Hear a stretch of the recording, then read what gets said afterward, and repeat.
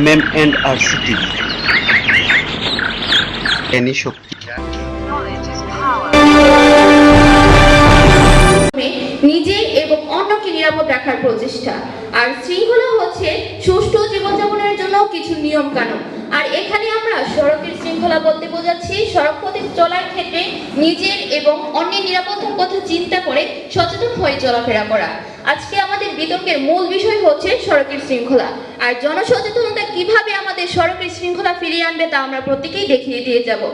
লক্ষ্য করুন, মাননীয় মডারেটর বা নিরাপদ সড়ক চাই এর প্রতিষ্ঠাতা ইলিয়াস কাঞ্চনের মতে সড়ক দুর্ঘটনার সবচেয়ে বড় এবং প্রধান কারণ হচ্ছে জনগণের সচেতনতার অভাব। আর তিনি আরো বলেন যে আমরা সচেতনতার দ্বারা 80% দুর্ঘটনা এড়াতে পারি। এ থেকে আমরা স্পষ্ট বুঝতে পারছি যে জনসচেতনতাই সড়কের দুর্ঘটনা এড়াতে সবচেয়ে বড় এবং গুরুত্বপূর্ণ ভূমিকা পালন করে। আমরা যদি জনসচেতনতাকে সবাইকে আমার পক্ষ থেকে সালাম, আসসালামু আলাইকুম। আজকের বিতর্কের বিষয় হলো জনসচেতনতাই পারে সড়কের শৃঙ্খলা ফেরাতে। আমার বিপক্ষ দলের বন্ধুরা বলেছে যে শুধুমাত্র একটি জনসচেতনতাই সড়কের শৃঙ্খলা ফেরাতে পারে, কিন্তু আমি এর সাথে কোনোভাবে একমত না। কারণ শুধুমাত্র জনসচেতনতা কোনোভাবে সড়কে শৃঙ্খলা ফেরাতে পারে না। মানে সভাপতি আমার বিপক্ষ দলের বন্ধুরা জনসচেতনতার সাথেই প্রত্যয় যুক্ত করে এটিকে মুখ্য বিষয় হিসেবে তুলে ধরছে। মাননীয় সভাপতি তারা কিন্তু এটা কোনোভাবে বলতে পারে না। মাননীয় সভাপতি দেখুন, আজ বাংলাদেশে কিন্তু প্রতি বছরই শত শত মানুষ সড়ক দুর্ঘটনায় প্রাণ হারাচ্ছে।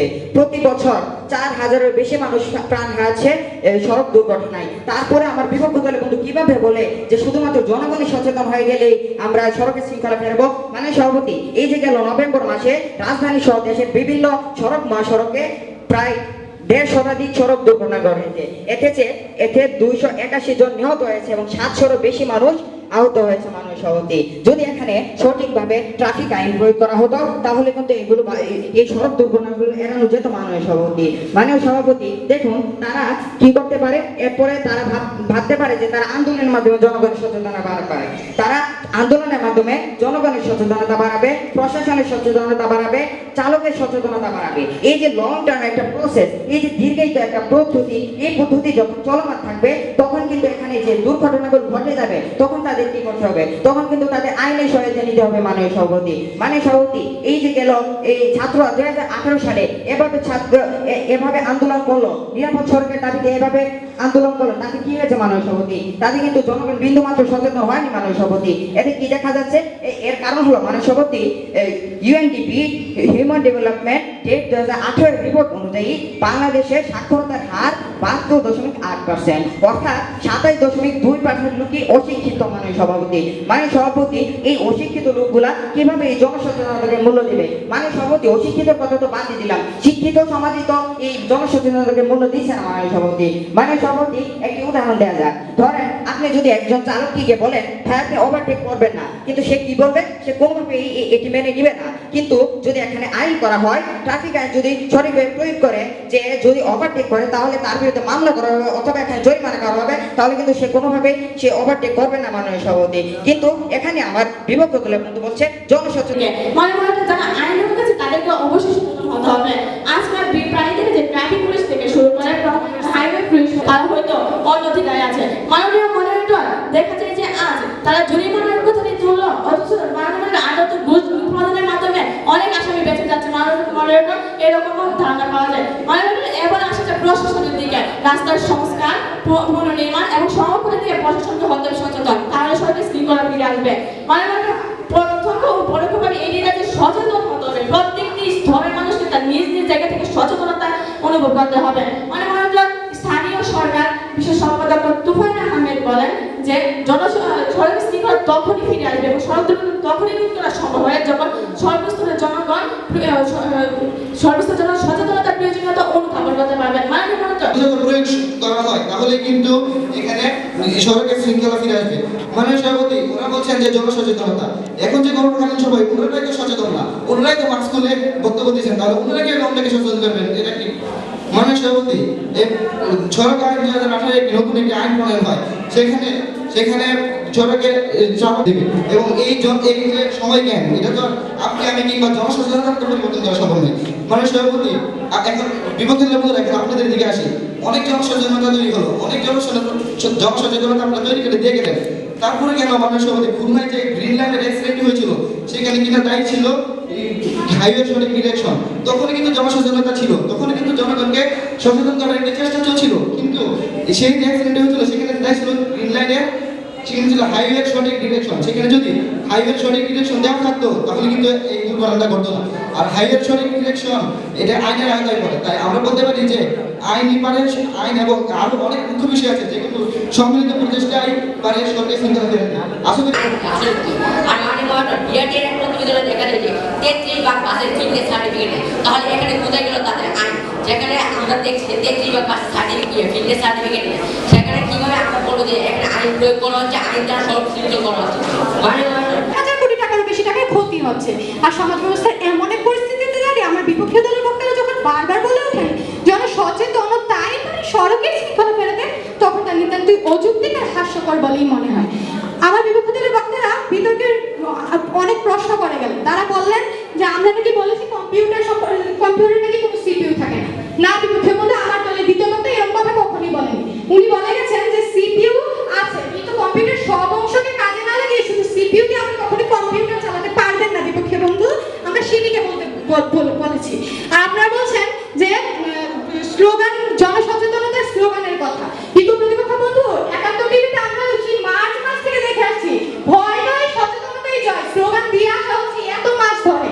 কোথায় গেল সচেতনতা? যদি তাই সচেতন মানুষ সচেতন হতো তাহলে কেন 1000 টাকা জরিমানা আজকে সরকারকে করতে হচ্ছে? প্রশ্ন রেখে যাচ্ছে, উত্তর দিয়ে যাবেন।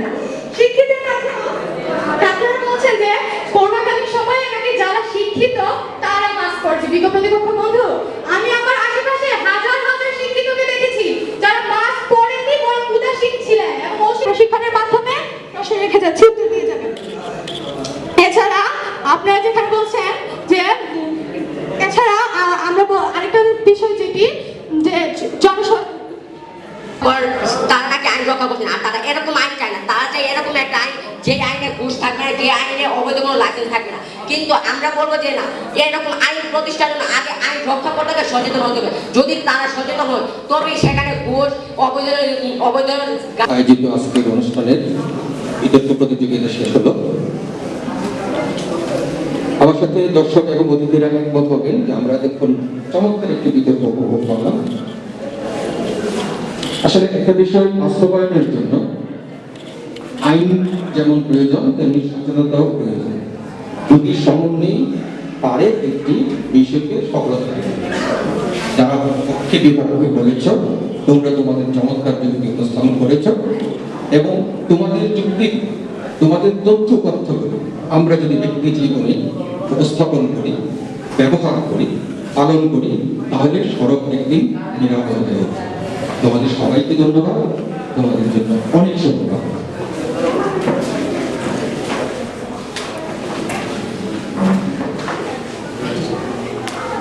অনেকদিন পর পক্ষে বিপক্ষে একটা বিতর্ক শুনলাম। আমি আগে বলেছি বিতর্ক হলো যুক্তির মাধ্যমে নিজের মতকে উপস্থাপন করা, প্রতিষ্ঠা করা এবং অন্যের মতকে সম্মান জানানোর যে একটা শিক্ষা দীক্ষা, এটা বিতর্কের মাধ্যমে অনেকটাই পাওয়া যায়। আমার বিশ্বাস কিছুটা হলেও সেই প্রত্যাশাটা পূরণ হয়েছে। আমি বরাবরই আফসোস করি একসময় খুবই, তবুও তোমরা আমি মনে করি যথেষ্ট ভালো করেছো, আমরা আশাবাদী। আমরা একটু ফলাফল ঘোষণা করছি। বেশ খুবই কাছাকাছি নম্বরের ব্যবধানে যোগবিয়োগগুলো ক্যালকুলেশন করতে এবং যাচ্ছি পরবর্তীতে নিরাপদ সড়কের নিজস্ব অনুষ্ঠান পরিকল্পনা। আমরা একটু পরে ঘোষণা করে দিচ্ছি শ্রেষ্ঠ বক্তা কে হয়েছে। ও আলোচনা সভা পুরস্কার বিতরণী অনুষ্ঠানের সম্মানিত সভাপতি পৌর আওয়ামী লীগের অত্যন্ত সাদামাটা হৃদয়ের প্রিয় নেতা, প্রিয় ভাই, প্রেস ক্লাবের সম্মানিত সাধারণ সম্পাদক, নিরাপদ সড়ক সংগঠনের দীর্ঘদিন যিনি নেতৃত্ব দিয়ে আসছেন, অত্যন্ত সাধারণের মানুষ আমার চন্দ্রের বড় ভাই এস এম বাক্যবিল্লা প্রিয় বাক্যি ভাই, যার পিছনে আমি 75 পরবর্তী দিনগুলোতে হাজি আসমত কলেজে আমার স্ত্রীর প্রিয় আতিক আহমেদ সৌরভ, যিনি এই শহীদ আইবির রহমানের মৃত্যুর পর ছাত্র জীবন তো ছাত্রলীগ করেছে, যুবলীগ করেছে, অনেক নেতৃত্ব দিয়েছে। আতিকের সর্বশেষ যে নেতৃত্ব শহীদ আইবির রহমানের মৃত্যুর পর এই যুব সমাজকে, ছাত্র সমাজকে সেদিন জাগ্রত করে শহীদ আইবির রহমানের মৃত্যুর পর পাশে আন্দোলনের মুখরিত করেছিলেন সেই ছোট ভাই আতিক আহমেদ সৌরভ পৌর সাধারণ সম্পাদক। আরেক আমার ছাত্র প্রিয় বড় ভাই, বিশিষ্ট সাংবাদিক, বিশিষ্ট লেখক, আমাদের ছাত্র আমার ফারুক ভাই। আজ থেকে 27 বছর তার পারিবারিক ঘটনার পর সেই আন্দোলন ধীরে ধীরে ছড়িয়ে দেন সারা বাংলাদেশে। চার ভাই বসে গিয়েছিল এই বন্দর নগরী, নদী বন্দর তৈরি করে। এখানে একটা তরুণ নিরাপদ সড়কচারী সংগঠনগুলি গড়ে তুলেন, নিরাপদ সড়কের জন্য আন্দোলন করে যাচ্ছেন। তাদের আন্দোলন সফলতা পায়। নিরাপদ সড়কের জন্য বাংলাদেশে একটি দিবসে উপলব্ধ। আজকের এই অনুষ্ঠানে সম্মানিত সভাপতি, গরিব প্রেস ক্লাবের সাধারণ সম্পাদক জনাব এস এম বাকিবিল্লাহ ভাই, আমার বড় ভাই বাকিবিল্লাহ, মঞ্চে উপবিষ্ট আছেন আমার শিক্ষক কমলপুর হাজী জহিরুদ্দিন উচ্চ বিদ্যালয়ের প্রধান শিক্ষক জনাব ওয়াহিদুর রহমান ইচ্ছা। মঞ্চে প্রধান অতিথির আসন অলঙ্কৃত করেছেন গরিব উপজেলা নির্বাহী কর্মকর্তা। উনি উৎসাহিত, আবেগতাড়িত এবং সন্তুষ্ট জনাব লুন্ডা ফারজানা। মঞ্চে উপবিষ্ট আছেন আমার বন্ধু, রাজনৈতিক সহকর্মী, সাংস্কৃতিক সহকর্মী জনাব আতিক আহমেদ সৌরভ। মঞ্চে উপবিষ্ট আছেন ভৈরব চাইনিজ ইনস্টিটিউটের কাউকে সম্বোধনে জানছি না, কারণ ওনারা প্রত্যেকেই এখানে সুপরিচিত এবং সবাইকে সেন্টু ভাই চমৎকার ভাবে বিশেষায়িত করেছেন। তারপরে আমার আর কারো পরিচয় দেওয়ার অপেক্ষা রাখে না, আর বক্তব্য দীর্ঘায়িত করবো না। আমি একটি ব্যাপারে বলবো, বিশেষ করে অন্যতম নিঃসন্দেহে আলাল ভাইয়ের সাথে বাকিবিল্লাহ সহ যারা এটাকে যুগে যুগে দীর্ঘদিন নেতৃত্ব দিয়ে আসে। সামাজিক আন্দোলন অনেক সমস্যার সমাধান করতে পারে, আমরাও সাধ্যমতো পাশে থাকবো। উদ্যোক্তাদের ধন্যবাদ। ধন্যবাদ আমার মতিউর রহমান সাগরকে। এখন আপনাদের সামনে মূল্যবান বক্তব্য রাখবে নিরাপদ সড়কের আন্দোলনে, প্রতিটি আন্দোলনে যার সম্পৃক্ত রয়েছে ভৈরবের ঐতিহ্যবাহী মাধ্যমিক বিদ্যালয় কমলপুর হাজী জহিরুদ্দিন উচ্চ বিদ্যালয়ের সম্মানিত প্রধান শিক্ষক, বিশিষ্ট সংগঠক লেফটেন্যান্ট ওহিদুর রহমান।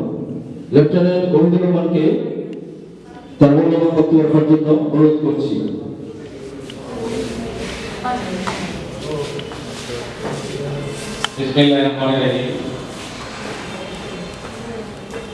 আজকের অনুষ্ঠানে সম্মানিত বড় ভাই সভাপতি, অনুষ্ঠানের সম্মানিত প্রধান অতিথি মাননীয় উপজেলা নির্বাহী অফিসার ভৈরব এবং শহর যুবলীগের সম্মানিত সাধারণ সম্পাদক আতিক আহমেদ সৌরভ এবং সিনিয়র সাংবাদিক ফারুক ভাই সহ মঞ্চে উপবিষ্ট অতিথিবৃন্দ, নিরাপদ সড়ক কর্মকর্তাবৃন্দ, সাংবাদিকবৃন্দ, বিভিন্ন বিদ্যালয় থেকে আগত শিক্ষকবৃন্দ এবং শিক্ষার্থীবৃন্দ, আমি প্রথমেই ধন্যবাদ জানাচ্ছি নিরাপদ চাই ভৈরব শাখাকে এমন একটি ক্ষণে ওনারা মানুষ জানতে পারে আমরা আইন কানুন বঞ্চনা এগুলি আসলে মাঝে মধ্যে ট্রেনিং দিলে আমার মনে হয় ভালো হয়। আমার জানা মধ্যে কিছু এরকম পড়েছে। আর নিরাপদ সড়কটায় আমার দৃষ্টিকোণ থেকে মানুষকে যেমন সচেতন হতে হবে, আবার আইনও প্রয়োগ করতে হবে। কারণ আইনকে আরো শক্তিশালী করতে হবে। সরকার ইতিমধ্যেই বেশ কিছু আইন করেছে, আমি দেখেছি কিছুদিন আগে। এই আইন এখনো হয়তো বাস্তবায়ন হচ্ছে না পুরোপুরি আইন বাস্তবায়ন। একজন একটি গাড়ি আমি প্রায় ঢাকা যাই, আমি লক্ষ্য করি গত পরশু দিন আমি সোহাগ বাসে গেলাম, ড্রাইভার অন্তত 10 বার টেলিফোন মোবাইল রিসিভ করেছে। এটা কিন্তু একটা যদিও সরকারের আইন আছে, প্রয়োগ নেই, আইন আছে। আমি যতটুকু জানি গাড়ি চালালে মোবাইল চালাতে পারবে। এই সোহাগ বাসে গেলাম, 10 বার ড্রাইভার মোবাইল, আমি যে কথাকে বলছি যে আপনি মোবাইলটা অফ করেন বা সাইলেন্ট করেন, কিন্তু আমার কথা শুনে নেই। এরকম ভাবে দেখা যায় সড়কে ওভারটেক করার জন্য কে কার আগে যাবে, এটা কিন্তু দুর্ঘটনার মূল কারণ। ওভারটেক, ওভার স্পিড চলা, এগুলি দুর্ঘটনার কারণ। আমার এখানে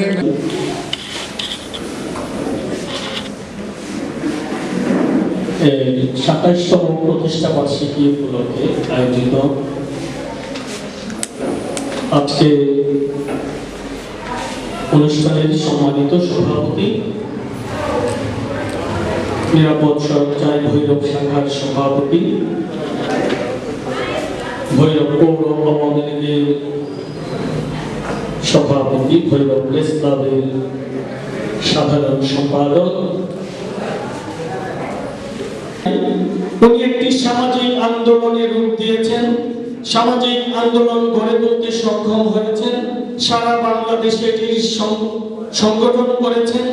সারা বাংলাদেশ উনি এই সংগঠনের মাধ্যমে এই দেশের চালক, জনগণ, পথচারী এবং পরিবহনের সঙ্গে যারা জড়িত তাদের সকলকে সচেতন করে তোলার জন্য উনি অবিরাম চেষ্টা করেছেন এবং অনেকটা সফল হয়েছেন। এই নিরাপদ সড়ক আন্দোলনের মাধ্যমে বাংলাদেশে এই এখন আমি মনে করি অনেকটা দুর্ঘটনা কমেছে, মানুষের সচেতনতা বেড়েছে এবং চালকদের পরিবহন সেক্টরে যে উন্নাসিকতা ছিল, যে রাস্তার রাজা তারা, এই উন্নাসিকতাটাও দূর হয়েছে এবং তারাও অনেকটা সচেতন হয়েছে। এই জন্য আমি ইলিয়াস কাঞ্চন এবং নিরাপদ সড়ক চাই এই আন্দোলনের সকল সংগঠকদের অভিনন্দন জানাই, ধন্যবাদ জানাই। উপস্থিত আছেন আজকের এই সভাপতি হিসেবে